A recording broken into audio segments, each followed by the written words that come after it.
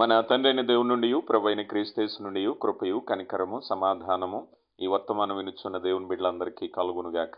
ప్రియా దేవుని బిడ్డలారా, ఈ దినము అనగా 3వ తేదీ జూన్ మాసం 2024వ సంవత్సరం సోమవార దినపు ధ్యానాంశము ఆందోళనతో పోరాటము. ప్రియా దేవుని బిడ్డలారా, అనుదినము అందించబడుతున్న ఆత్మీయ వర్తమానాల ద్వారా మీరెంతగానో ఆశీర్వదింపబడుతున్నారని, ఆత్మీయంగా బలపడుతున్నారని మేము విశ్వసిస్తున్నాం, ప్రార్థిస్తున్నాం.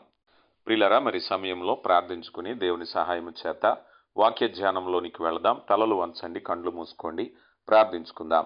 మహాగణుడను గొప్ప దేవ, ప్రేమ నమ్మకం కలిగిన మా కన్న తండ్రి, మీ ఘననామానికి మహిమ చెల్లిస్తున్నామయ్యా.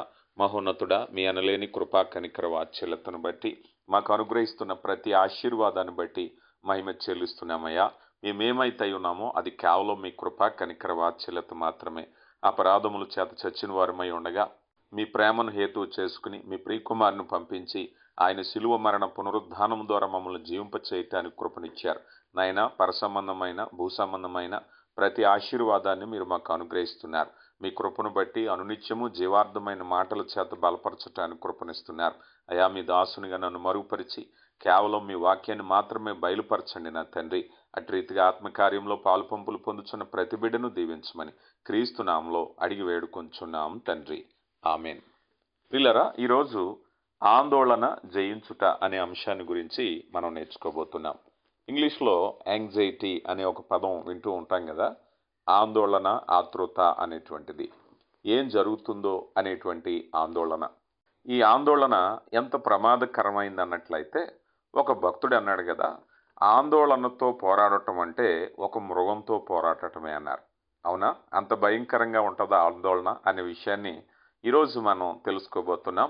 ఆ పర్యవసానాలు ఏమిటో, దాన్ని ఏ రీతిగా మనం పోరాడి గెలవాలో, ఏ రీతిగా దాన్ని తొలగించుకోవాలో మనం చూస్తున్నాం. ఎందుకనంటే మానవ జీవితంలో ఆందోళన చాలా అత్యధికమైనటువంటి ప్రభావాన్ని కలిగిస్తూ ఉంటుంది.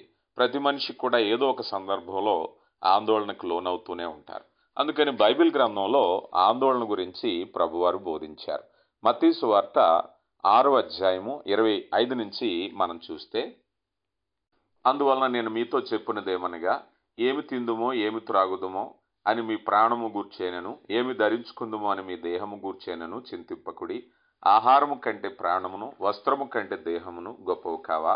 ఆకాశ పక్షులను చూడుడి, అవి విత్తవు, కోయవు, కోట్లలో కూర్చుకొనవు, అయినను మీ పరలోకపు తండ్రి వాటిని పోషించున్నాడు.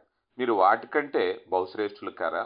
మీలో ఎవడనో చింతించుట వలన తన ఎత్తు మూరుడెక్కువ చేసుకొనగలడు.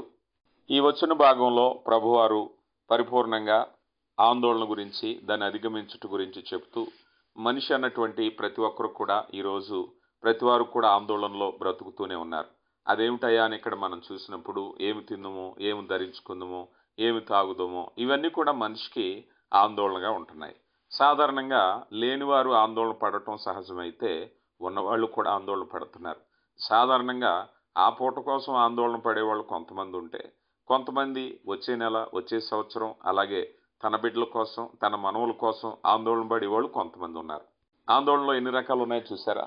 అందుకని ఇక్కడ మానవ జీవితంలో ఆందోళన అనేటువంటిది పరిపాటి అయిపోయింది. ఈరోజు ప్రతి అనారోగ్యాన్ని, మీరు ఏ అనారోగ్యమైనా తీసుకోండి, అనారోగ్యానికి వైద్యుల దగ్గరికి వెళ్ళినప్పుడు అన్ని ఔషధాలు ఇచ్చిన తర్వాత చివరి చెప్పే మాట, ఎక్కువగా ఆలోచించకండి, ఎక్కువ టెన్షన్ పడకండి. ఎందుకంటే ఇప్పుడు మానవ శరీరాన్ని బలహీనపరిచేటువంటి అతి భయంకరమైనటువంటి రుగ్మత ఏదైనా ఉందంటే ఆందోళన కదా.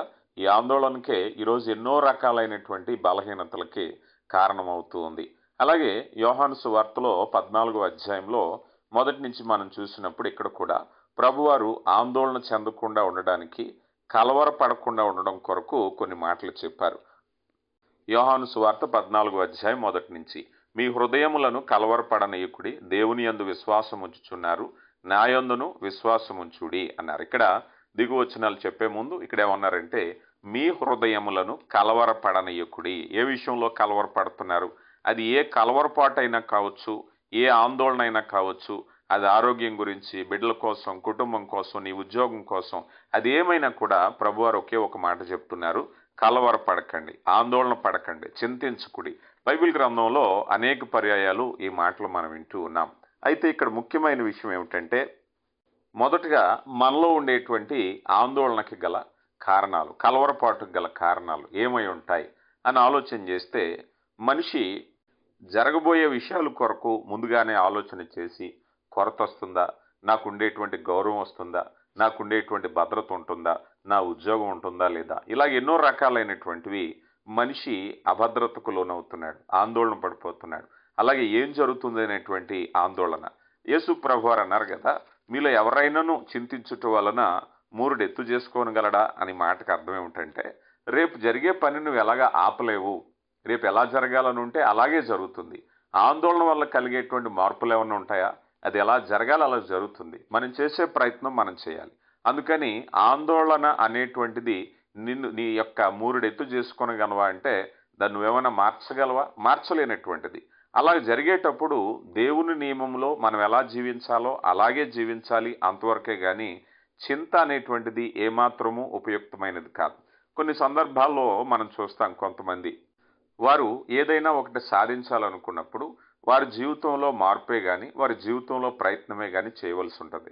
అది కాస్త మానేసి మనిషి కేవలం విచారిస్తూ దుఃఖపడుతూ కలవరపడుతూ కూర్చుంటే ఉపయోగం ఏమనుందా? నీ ప్రయత్నం నువ్వు చేయి, ఆయన ఫలితం ఇస్తాడు. ఊరికే ఆందోళన చెందటం వల్ల ఉపయోగం లేదు. మనసు పాడు చేసుకోవటం తప్పించి ఏది ఎలా జరగాలో అలాగే జరుగుతుంది. దేవుని కృపను బట్టి మనము విశ్వాసంతో ముందుకు సాగటమే. ఇలాగా మనిషి ఆందోళన పడటానికి లేని కారణాలు, ఉన్న కారణాలు ఉండి ఒకవేళ పోతుందేమో అనేటువంటి భయం, ఇలా ఎన్నో రకాల భయాలతో మనిషి ఆందోళనతోనే ఉంటూ ఉంటాడు. అయితే ఈ ఆందోళన సరే తప్పే ఉందండి, మనిషి అన్నాక ఆందోళన పడకపోతే ఎలా ఉంటారు? కొంతమంది ఊరికే చిన్న చిన్న విషయాలకి గాబరు పడిపోతారు, కొంతమంది జలుబు వస్తే గాబరు పడిపోతారు, కొంతమంది చిన్న చిన్న నష్టాలకే లేకపోతే ఏదైనా మాటలకే. అయితే ఈ ఈ బలహీనత అనేటువంటిది, ఈ యొక్క విచారం, ఈ దుఃఖము, ఈ ఆందోళన అనేటువంటి దాని విషయంలో ఈ పెద్దగా ఏముందండి, ప్రతి వారి జీవితంలోనే ఉంది కదా, ఎక్కడైనా ఉంది కదా, దీని గురించి మనం ఎందుకు ఎంతగా ఆలోచించటం అని అంటే, మొదటగా తెలుసుకోవాల్సిన విషయం ఏమిటంటే ఈ ఆందోళన వల్ల కలిగించే నష్టాలు ఏమై ఉన్నాయి, ఇది తెలుసుకోవాలి ముందు. ఎందుకనంటే ఆందోళన వల్ల జరిగేటువంటి నష్టం ఏమిటయ్యా అంటే, మొట్టమొదటిగా ఆందోళన కలిగిన వాడు దేవుని సహవాసము నుంచి వేరైపోతున్నాడు. జాగ్రత్తగా గమనించాలి. ఆందోళన కలిగిన వాడు దేవుని సహవాసము నుంచి దూరం అయిపోతున్నాడు. అది ఎలాగో చూద్దాం రండి. మత్తయి సువార్త 6వ అధ్యాయము 25వ వచనం. అందువలన నేను మీతో చెప్పినది ఏమనగా, ఏమి తిందుమో ఏమి త్రాగుదుమో అని మీ ప్రాణము గూర్చేనను, ఏమి ధరించుకుందుమో అని మీ దేహమును గూర్చేనను చింతింపకుడి. ఆహారము కంటే ప్రాణమును, వస్త్రము కంటే దేహము గొప్పవు కావా అన్నారు. ఇక్కడ ఈ అమరికలో మనం చూసినట్లయితే ఒక చక్కని మాట మనం చూస్తున్నాం. ప్రాణము, ఆహారము, దేహము, వస్త్రము, ఇలాంటి వాటి గురించి ఈ రెండు పోలికల్లో మనం చూసేటప్పుడు కేవలము నీ యొక్క ఆహారం కోసం, వస్త్రం కోసం నువ్వు చింతించినట్లయితే దేవునితో నీ సహవాసంలో దేవుడు నీకు ప్రాణమిచ్చారు, శరీరాన్ని ఇచ్చారు, ఆయనే పోషిస్తున్నారు. ఇన్ని చేసిన దేవుడు నిన్ను అడిగే నిన్ను సృజించారా? ఇన్ని చేసిన దేవుడు నువ్వు స్త్రీగా పుట్టాలో పురుషుడిగా పుట్టాలో ఏ రూపంలో పుట్టాలో నువ్వు పుట్టే ముందు నువ్వేమైనా అడిగావా? అంటే నువ్వు ఏ రూపాన్ని అయితే కలిగి ఉన్నావో, ఏ దేహాన్ని అయితే కలిగి ఉన్నావో, ఏ వ్యక్తిగా ఉన్నావో, నువ్వు స్త్రీగా ఉన్నావో పురుషుడిగా ఉన్నావో నువ్వు అడగకుంటే దేవుడు నిన్ను ఏర్పాటు చేశారు. అలాంటి నిన్ను ఇంత చక్కగా అమర్చిన తర్వాత ఇంకేదైనా కొరతగా ఉందని చింతించినట్టయితే ఇది చేసిన దేవుడు అది చేయలేదని అవిశ్వాసంతో ఉన్నట్టే కదా. నీ అవిశ్వాసాన్ని బట్టి నువ్వు దేవునికి దూరం అవుతున్నావు కదా, దేవుని శక్తిని పరిమితం చేస్తున్నావు కదా. అంటే ఆందోళన ఏ కారణాన్ని బట్టి నువ్వు ఆందోళన పడినప్పటికీ నీ దేవుని శక్తిని తక్కువ చేస్తున్నావా? విశ్వాసంలో సనగిలిపోతున్నావా? విశ్వాసంలో ఉన్నవాడు భయపడ్డావు. ఒకవేళ నువ్వు భయపడుతున్నావు, ఆందోళన పడుతున్నావు, ఏం జరుగుతుందని అనుకున్నట్టయితే నీలో విశ్వాసం లేకపోతే ప్రభువారు చెప్తున్నారు, నమ్ముట నీ వలన అయితే నమ్మువానికి సమస్తమును సాధ్యమే. నువ్వేదైతే అడుగుతున్నావో అది పొంది ఉన్నావని విశ్వాసంతో నువ్వు ఉండాలి. ఆ విశ్వాసము లేనప్పుడు నీవు దేవునికి దూరం అయిపోతున్నావు. ప్రియ దేవుని బిడ్డ, ఆందోళన ఏం చేస్తుందో తెలుసా? నిన్ను బలహీనపరుస్తుంది. దేవుని శక్తిని నీ మనసులో పరిమితం చేస్తుంది. అయ్యో నా దేవుడి పని చేయలేడేమో అనుకునే స్థితికి నువ్వు వెళ్ళిపోతున్నావేమో. దేవుని యందు విశ్వాసం కోల్పోయి దేవుని సహవాసాన్ని దూరం అయిపోతున్నావేమో. ఈరోజు చాలా మంది ఆందోళనతో తప్పులు చేసేవాళ్ళు, ఆందోళనతో పాపాలు చేసేవాళ్ళు, ఆందోళనతో చెడ్డ మార్గాలకు వెళ్ళేవాడు. కారణం ఏమిటయ్యా అంటే, అయ్యో నా కష్టాన్ని బట్టి, నా ఇబ్బందిని బట్టి, నా సమస్యను బట్టి అలా చేయవలసి వచ్చిందని అంటే అదే పాపం. అదే అపవాది నిన్ను నడిపించినటువంటి చెడు మార్గం. నీలో ఉండేటువంటి ఆందోళన ఆధారంగా చేసుకుని ఆ పొరపాటు జరగటానికి కారణమైంది. దిగున 31వ వచనాన్ని కూడా మనం చూస్తే, కాబట్టి ఏమి తిందుమో, ఏమి త్రాగుదుమో, ఏమి ధరించుకుందుమో అని చింతింపకుడి. అన్యజనులు వీటి విషయమై విచారింతురు గదా. ఇక్కడ ఇదే విషయాన్ని మరొక విధంగా కూడా 31వ వచనంలో అంటున్నారు, నీవు ఆత్మానుసారుడివి. అన్యజనుల్లో ఉండడానికి కాదు, మీరు అన్యజనుల నుంచి ప్రత్యేకింపబడిన వారు. మిమ్మల్ని పిలిచినవాడు పరిశుద్ధుడు గనక ఆయన వలె పరిశుద్ధులుగా ఉన్నారు కదా. అలాగే విశ్వాసితో అవిశ్వాసికి జోడేమిటి అని దేవుని వాక్యం ద్వారా ప్రశ్నించబడుతున్నాం. నీ ఆలోచనలు, నీ తలంపులు వేరుగా ఉండాలి. ఈరోజు అన్యజనులు వీటి గురించి విచారింతురు కదా అని అంటే, నువ్వు విచారిస్తావు, నువ్వు అన్యజనులువా? నువ్వు ఎందుకు విచారిస్తున్నావు? నీవు దేవుని సహవాసంలో ఉండేటువంటి వ్యక్తివి. ఉదాహరణకి ఒక 10 సంవత్సరాల ఒక బాబో పాపో ఉన్నారు. రేపటి ఆహారం గురించి వాళ్ళు దుఃఖిస్తూ కూర్చున్నారనుకోండి, ఎవరైనా ఏమంటారు? రేపటి ఆహారం కోసం నీకు పనే ఉంది, అది నీ తల్లి పని, నీ తండ్రి పని. నువ్వు చదువుకో వెళ్ళి, వాటి గురించి నువ్వు ఆలోచించవలసిన పని లేదు. నీకంటూ ఒక తల్లిదండ్రులు ఉన్నారు కనుక నువ్వు రాత్రికి ఏం తినాలో, రేపటికి ఏం తినాలో ఆహార విషయాలు వాళ్ళు చూస్తారు. నువ్వు సంపాదించే వయసు కాదు, చిన్న వయసు కనుక నువ్వు వాటి గురించి ఆలోచించవలసిన పని లేదు. నీకు ఒక తల్లి, నీ తండ్రి ఉన్నారు. నువ్వు గర్భంలో ఉన్నప్పుడు, నీకు ఆహారం ఇచ్చినప్పుడు, నువ్వు ఆ తల్లి ఒళ్ళో ఉన్నప్పుడు, తల్లి పాలిచ్చినప్పుడు, నువ్వు మాటలు రానప్పుడు, నిన్ను పోషించినప్పుడు, తల్లి తండ్రి నీకేం కావాలో పంచాక, ఇప్పుడు 10 ఏళ్ళు వచ్చాక, లేకపోతే 12 ఏళ్ళు వచ్చాక నాకు ఆహారం ఎక్కడుందని విచిత్రంగా ఉంటుంది కదా. ఇంతకాలం నువ్వు అడిగితేనే పెట్టామా అని అంటారు కదా తల్లిదండ్రులు. ఈరోజు దేవుడు ప్రశ్న కూడా అదే. ఈరోజు అన్యజనుల వలె ఆలోచించొద్దు. కారణం ఏమిటో తెలుసా? నీవు పరలోకపు దేవుని యొక్క సర్వోన్నతుని యొక్క కుమారులు, కుమార్తెలుగా మీరున్నప్పుడు మీ అక్కర్ల గురించి మీరు ఎందుకు ఆలోచన చేయాలి? కనుక దేవుని బిడ్డలమైన మనము శక్తివంతుడైనటువంటి దేవుని చేతిలో ఉన్నప్పుడు ఆందోళన పడితే, ప్రభు యొక్క వాక్యం చెప్తుంది, ఆయన మీ కొరకు చింతించుచున్నాడు అని. ఆయన మన కొరకు చింతిస్తున్నప్పుడు మనము కూడా చింతించటంలో అర్ధరహితం కదా. కనుక దేవుని చిత్తంలో మనం చింతించేవారుగా ఉండకూడదు అనేది దేవుని చిత్తం. ఎందుకనంటే ఆయన మన కొరకు అక్కర కలిగి ఉన్నారు. విశ్వాసంతో కార్యములు జరిగించగలిగిన దేవుడు, తన ప్రజల పక్షంగా యుద్ధం చేసిన దేవుడు, తన యొక్క ప్రతి ఒక్క ప్రేమను మనకు పంచినటువంటి దేవుడు గనక ఆయన దగ్గరుండి మనం విచారించటం అంటే ఆయన ప్రేమను, ఆయన శక్తిని తక్కువ చేయటమే. ఇదే అధ్యాయంలో దిగువన 34వ వచనంలో రేపటిని గూర్చి చింతించకుడి అన్నారు. ఇదేమిటి తెలుసా? ఆజ్ఞ. దీని ఏమన్నారు? ఆజ్ఞ. రేపటి దినము దాని సంగతుల గూర్చి చింతించును, ఏ నాటికీడా నాటికి చాలును అన్నారు. ఈ మాట రేపటిని గూర్చి చింతించకుడి అనేది సలహా కాదు. ఇప్పటి వరకు పై వచనాల్లో మరి ఆకాశ పక్షులను చూడడనో, లేకపోతే మీ వస్త్రము కంటే దేహమును, ఆహారము కంటే ప్రాణము, ఇవన్నీ బోధించుకుంటూ వచ్చి ఈ చివరి వచనంలోకి వచ్చేసరికి రేపటిని గురించి చింతించకుడి అన్నారు. ఆజ్ఞ. ఆజ్ఞాతిక్రమమే పాపం. నువ్వు ఎప్పుడైతే చింతిస్తున్నావో దేవుని ఆజ్ఞకు వ్యతిరేకంగా ఉంటున్నావు గనక, ఈ ఆజ్ఞకు వ్యతిరేకంగా ఉన్నప్పుడు దేవుని సహవాసం నుంచి నువ్వు వేరైపోతున్నావు. కనుక ప్రియులారా, మొదటిగా ఆందోళన అనేటువంటిది చేసేటువంటి నష్టం, పర్యవసానం ఏమిటాయంటే దేవునితో నీకుండేటటువంటి సహవాసాన్ని తెంపివేస్తుంది గనక ఆందోళన ఆత్మీయ బిడ్డలుగా మనకు ఉండకూడదనే విషయాన్ని మనం చూస్తూ ఉన్నాం. ఇక రెండవదిగా ఈ యొక్క ఆందోళన కలిగించేటువంటి నష్టం ఏమిటయ్యా అన్నట్లయితే, ఈ ఆందోళన దేవుడు మనకిస్తున్నటువంటి ఆశీర్వాదం ద్వారా పొందుకోవలసినటువంటి, విశ్వాసం ద్వారా పొందుకోవలసిన ఆశీర్వాదాలు ఏవైతే ఉన్నాయో అవన్నీ పొందుకోకుండా ఉండడానికి, అవిశ్వాసాన్ని కలిగించటానికి బలపరిచే సాధకమే ఈ యొక్క ఆందోళన. ఎందుకనంటే దేవుని ఆశీర్వాదాలన్నీ కూడా ఎలాంటివయ్యా అన్నట్లయితే విశ్వాసం ద్వారా మనం పొందుకునేవి. జాగ్రత్తగా గమనించండి. దేవుని ఆశీర్వాదాలకు ఉండేటువంటి గొప్ప షరతు ఏమిటంటే విశ్వాసం. మీరు చూడండి, బైబిల్ గ్రంథంలో ఏమైనా సరే దేవుడు అద్భుతాలు చేసినప్పుడు, ఇదిగో మీరు యెరికోను స్వాధీనపరుచుకోవాలి, యెరికో ప్రాకారములు కూల్చబడాలి, విశ్వాసం. మీరు వాగ్దాన దేశమైనటువంటి కానాను దేశాన్ని స్వతంత్రించుకోండి, ఏమయ్యా ఏం చేయాలి? విశ్వాసం. నీ విశ్వాసాన్ని బట్టి ఈ కార్యం జరుగుతుంది. అంటే విశ్వాసం అనేది పెట్టుబడిగా ఉండటాన్ని బట్టి దేవుని ఆశీర్వాదాలు పొందుకుంటాం కదా.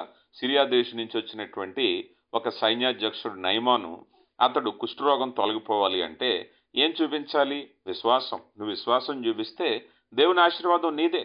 యేసు ప్రభు వారు కూడా స్వస్థపరిచేటప్పుడు 38 ఏళ్ల నుంచి అక్కడ పరుపుతో పడుకున్నటువంటి వ్యక్తే కావచ్చు, లేకపోతే కుష్ఠరోగే కావచ్చు, గుడ్డివాడే కావచ్చు, ఎవరైనా సరే యేసు ప్రభు వారు చెప్పేటువంటి మాట నువ్వు నమ్ముచున్నావా?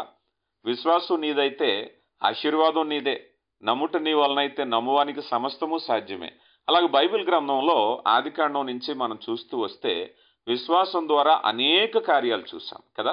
మనం హెబ్రీ పత్రికలో 11వ అధ్యాయంలో విశ్వాసాన్ని బట్టి రాహాబు అనే వేశ్య, ఆమె విశ్వాసాన్ని బట్టి ఏం జరిగిందయ్యా అంటే, ఆమె విశ్వాసాన్ని బట్టి ఇశ్రాయేలీల కుటుంబాల్లో ఆమె కూడా చేర్చబడింది. అంటే విశ్వాసం నీదైతే ఆశీర్వాదం నీదే. ఇదే పాఠాన్ని మనం నేర్చుకుంటున్నాం. అబ్రహాము గారి విషయంలో కూడా విశ్వాసము నీదైతే భూమి యొక్క సమస్త జాతులు నీ కుటుంబం ద్వారా ఆశీర్వదింపబడతాయి. నీ సంతానము ఆకాశ నక్షత్రాల వలె, నీ సంతానము భూమి ఇసుక రేణువుల వలె విస్తరించబడతాయి. ఇది దేవుని ప్రణాళిక. విశ్వాసం ద్వారా పొందుకోవటం అనేది దేవుని ప్రణాళిక. ఇప్పుడు ఆ ఆశీర్వాదాలు పొందుకోవటానికి విశ్వాసం ఎలాగైతే కారణమై ఉందో, ఆ విశ్వాసాన్ని చంపేస్తే మనలో ఆశీర్వాదాలు పోతాయి. ఇప్పుడు అపవాది చేసేటువంటి పని ఏమిటంటే, విశ్వాసం అనేటువంటిది పోవాలంటే ఏం చేయాలి అంటే, మనిషిలో ఆందోళన కలిగించాలి. ఎప్పుడైతే ఆందోళన వచ్చిందో దేవుని ఆశీర్వాదాలు పొందుకోవటం పోతుంది. నీటి మీద నడవటానికి పేతురు గారు ఉపక్రమించారు. ఏమిటయ్యా సాధనం అంటే దేవుని యందు విశ్వాసం ఉంచటమే. ఎప్పుడైతే గాలి శబ్దానికి భయపడ్డాడో, ఆందోళన అనేది వచ్చిందో విశ్వాసం పోయింది, నీటిలో మునిగిపోవటం ప్రారంభించారు. ఈరోజు చాలా మంది దేవుని ఆశీర్వాదాలు పోగొట్టుకుని సమస్యల్లో మునిగిపోతున్నారు, ఆర్థిక సమస్యల్లో మునిగిపోతున్నారు, పాపంలో మునిగిపోతున్నారు, దేవునికి వ్యతిరేకమైపోతున్నారు. కారణం ఏమిటో తెలుసా? వారు ఆందోళన పడటాన్ని బట్టే. ఎప్పుడైతే ఆందోళన ప్రారంభమైందో విశ్వాసం పోతుంది. విశ్వాసం లేని చోట దేవుని కార్యాలు ఎప్పటికీ కూడా మనం చూడలేం. అందుకే దేవుని బిడ్డలుగా మనం చేయవలసినటువంటి ముఖ్యమైన పని ఏమిటయ్యా అంటే విశ్వాసం కలిగి ఉండటం. ఇందాక మనం చదువుకున్నాం చూసారా, మత్తయి సువార్త 6వ అధ్యాయం 25వ వచనంలో, అందువలన నేను మీతో చెప్పినది ఏమనగా, ఏమి తిందుమో అని మీ ప్రాణము గూర్చేనను, ఏమి ధరించుకుందుమో అని మీ దేహమును గూర్చేనను చింతింపకుడి. ఆహారము కంటే ప్రాణము, వస్త్రము కంటే దేహము గొప్పవి కావా అన్నారు. ఇక్కడ ఈ మాట మనం చూసినట్లయితే, మన దేహానికి వస్త్రం కావాలి, మనకు ఆహారం కావాలి, మన కనీస అవసరతలు మనకు కావాలి. మన కనీస అవసరతలు కావాలి అని అన్నట్టయితే వాటి కోసం సాధారణంగా మానవ మాతృలుగా ప్రతి వాళ్ళు చేసే పని ఏమిటంటే కష్టపడి పనిచేస్తారు, ప్రయత్నిస్తారు, సంపాదించుకోవాలి. ఇది దేవుడు పెట్టిందే. కానీ వాటితో పాటుగా దిగులు చింత అనేటువంటిది ఒకటి బయలుదేరుతుంది. అది దేనికి ఉపయోగం? అది ఆ దిగులు చింత అనేటువంటిది లేకుండా ఉండాలి. ఇక్కడ ప్రభువారు అనేది నీకు ఆహారం కావాలని ఆయనకు తెలుసు, నీకు వస్త్రం కావాలని ఆయనకు తెలుసు. ఇప్పుడు నువ్వు చేయవలసిన పని ఏమిటి? నువ్వు ప్రయత్నించాలి, ప్రార్థించాలి, విశ్వసించాలి, కష్టపడాలి. ఇవి కాకుండా నువ్వు కేవలం విచారిస్తూ కూర్చుంటే నీ దేవుని ఆశీర్వాదాన్ని నువ్వు పొందుకోలేకపోతున్నావు. ఈరోజు తినేవాడికి తిండి, కట్టుకునేవాడికి వస్త్రం లేకుండా పోవటానికి గల కారణం ఏమిటంటే దేవుని మీద ఆధారపడకపోవటమేమో కదా. మనం ఇశ్రాయేలు ప్రజలు కానాను దేశం వెళ్ళి రమ్మన్నారు. కానాను దేశం వెళ్ళి రమ్మన్నప్పుడు కానాను దేశానికి బయలుదేరితే వేగు చూడటానికి 12 మందిని పంపించారు. ఈ 12 మందిలో 10 మంది ఏమో వ్యతిరేకంగా, 2 ఏమో అనుకూలంగా సమాచారాన్ని తెచ్చారు. ఇప్పుడు కానాను దేశాన్ని పొందుకోవటానికి వీళ్ళు పెట్టవలసిన పెట్టుబడి అంటే ఏమిటో చెప్పండి అని అంటే, ఇందాక మనం అనుకున్నాం, ఎరుకో ప్రాకారము గల పట్టణాన్ని స్వాధీనపరచుకోవటానికి వారు ఏం చేయాలి అని అంటే, యుద్ధం వద్దు, పోరాటం వద్దు, ఆయుధాలు వద్దు, ఏమీ వద్దు, కేవలము విశ్వాసాన్ని కనపరచండి. మీ విశ్వాసాన్ని మీరు కనపరిస్తే ఎరుకో మీదే, దేవుడిచ్చే ఆశీర్వాదం మీదే. అలాగే కానాను దేశం గురించి కూడా మనం ఆలోచన చేస్తే, మీరు కేవలం విశ్వసిస్తే ఆశీర్వాదం మీదే. కానీ అక్కడ వచ్చినటువంటి వారిలో ఆ 12 మందిలో 10 మంది, ఆ 10 మంది మాటలని ఇతరులు అందరూ కూడా నమ్మలేకపోవటాన్ని బట్టి ఆశీర్వాదాన్ని పోగొట్టుకున్నారు. ఆ తర్వాత కూడా ఆ వాగ్దాన దేశంలోనికి వెళ్ళటానికి అవకాశం కోల్పోయింది. కారణం ఏమిటో తెలుసా? అపనమ్మికమును బట్టి, విశ్వాసము లేకపోవటం. ఏం జరిగింది? ఆందోళన వచ్చేసింది. ఆందోళన ఎప్పుడైతే వచ్చేసిందో, అవిశ్వాసం ఎప్పుడైతే ప్రారంభమైందో, వెంటనే దేవుడి ఆశీర్వాదాలు పోగొట్టుకున్నారు. ఈరోజు చాలా మంది మనలో కూడా దేవుని ఆశీర్వాదాలు పోగొట్టుకుంటున్నారు. ఎలాగో తెలుసా? ఆందోళన పడటం బట్టి. ఎప్పుడైతే నీలో ఆందోళన వచ్చిందో విశ్వాసం సన్నగిలిపోతుంది. విశ్వాసం లేని చోట దేవుని కార్యాలు ఎప్పటికీ నువ్వు చూడలేవు. దేవుని కార్యాలు నీ జీవితంలో చూడాలి అంటే పరిపూర్ణమైన నమ్మకంతో, విశ్వాసంతో ముందుకు వెళ్ళటమే. అబ్రహాము గారు పరిపూర్ణమైన నమ్మకంతో వెళ్ళాడు. అబ్రహాము గారికి విస్తారమైన సంతానం కావాలి అంటే నమ్మాలి అంతే. ఈరోజు కూడా నీ జీవితంలో కూడా పరిస్థితులు ఎలా ఉన్నప్పటికీ, వ్యతిరేకంగా ఉన్నప్పటికీ విశ్వాసంతో సాగిపోవాలి. ఒకవేళ నీలో అనుమానాలు లేకపోతే ఏమైనా ఆందోళనలు నీ మనసులో ప్రారంభమైతే ఏమవుతుందని అంటే దేవుని ఆశీర్వాదాన్ని కోల్పోతావు. కనుక ప్రియులారా, ఈరోజు మన జీవితంలో ఉండేటువంటి ఏదో చిన్న విషయమే కదా ఆందోళన నువ్వు అనుకుంటున్నావేమో, కానీ ఆ చిన్న విషయం ఆందోళన అనేటువంటిది నీ జీవితంలో దేవుని ఆశీర్వాదాన్ని కోల్పోయేలాగా చేస్తుందన్న విషయాన్ని మనం చూస్తున్నాం. కనుక దేవుని కృపను బట్టి ఈరోజు 2 విషయాలు నేర్చుకున్నాం. ఆందోళన మొదటగా దేవుని సహవాసాన్ని తగ్గొడుతుందని, రెండవదిగా దేవుని ఆశీర్వాదాలు రాకుండా చూస్తుందని తెలుసుకున్నాం. మరి మిగిలిన విషయాలు రేపటి దినాన్ని ఇదే అంశాన్ని చర్చిద్దాం. శ్రద్ధగా వాక్యాన్ని వినండి. దేవుడు మిమ్మల్ని దీవించునుగాక. పరిశుద్ధుడా, కృపగల తండ్రి, ప్రేమ కలిగిన మా నాయన, మీ ప్రేమను బట్టి వందనాలు. విత్తబడిన వాక్యాన్ని మా హృదయాల్లో పదిలిపరచండి, మీ కృప చేత నింపండి. శక్తివంతుడా, మీ ప్రేమను బట్టి మీకు మహిమ చెల్లిస్తున్నామయ్యా. మేమేమైతే అయి ఉన్నామో అది కేవలం మీ కృప మాత్రమే. జీవాధిపతి, జీవార్థమైన మాటల చేత మాతో మాట్లాడారు. విన్న వాక్యాన్ని మా హృదయాల్లో తలపోసుకుని అయా నీరు కట్టిన తోట వలె ఫలించుటకు సహాయము దయచేయండి నా తండ్రి. వాక్యం విన్న బిడ్డలను దీవించండి. విన్నటువంటి వాక్యాన్ని సువార్తలో భాగంగా అనేకులతో పంచుచుంటుండగా సువార్త ద్వారా వచ్చే ఆశీర్వాదాల చేత నింపండి. అయా వాక్యం విన్న బిడ్డల్ని కృపతో బలపరచండి. మారు మనసు రక్షణ లేని హృదయాలను కదిలించి రక్షణ పొందుట కృప దయచేయండి. అలాగే నాయన, సమస్యల్లో ఉన్నవారు, ఇరుకుల్లో ఉన్నవారు, అనారోగ్యంతో ఉన్నవారు, కుటుంబ సమస్యలు, ఆర్థిక సమస్యలతో ఉన్నవారికి విడుదలను దయచేయండి. మీ ఆశీర్వాదాలతో నింపమని క్రీస్తు నామములో అడిగి వేడుకొంచున్నాం తండ్రి. ఆమెన్.